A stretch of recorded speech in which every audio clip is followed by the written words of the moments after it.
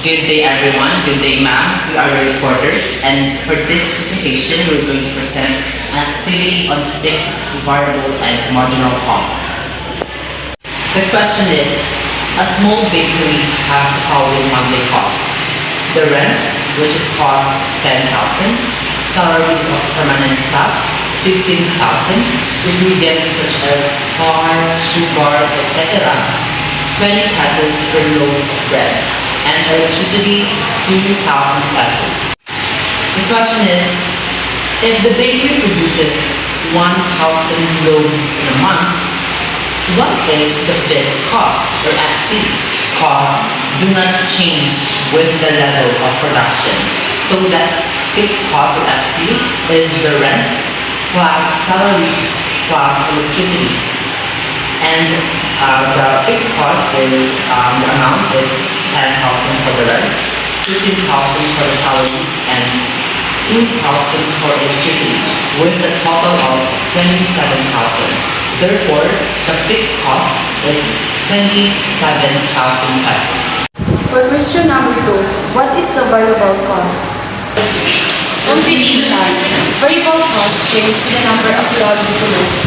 Variable cost equals 80 pesos ingredients times 1,000 equals 20,000 pesos. Number 3, what is the total cost? Problem number 3. Total cost competition. Total cost equal PC plus BC.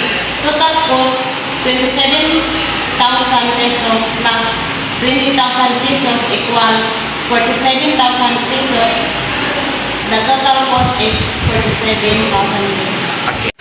What is the average cost per loaf? Average cost 47,000 pesos minus 1,000 equals 47 pesos. The average cost equals 47 pesos per loaf. Question number 5. If the bakery increases production to 1,001 loaves and the additional cost of the loaf is 20, what is the marginal cost? The additional cost of producing one loaf is 101 loaves equals 20, so the marginal cost will be 20. Summary of the result, cost type symbol amount, fixed cost will be 27,000, variable cost will be 20,000, and total cost is 47,000. The average cost per loaf is 47, and the marginal cost will be 20.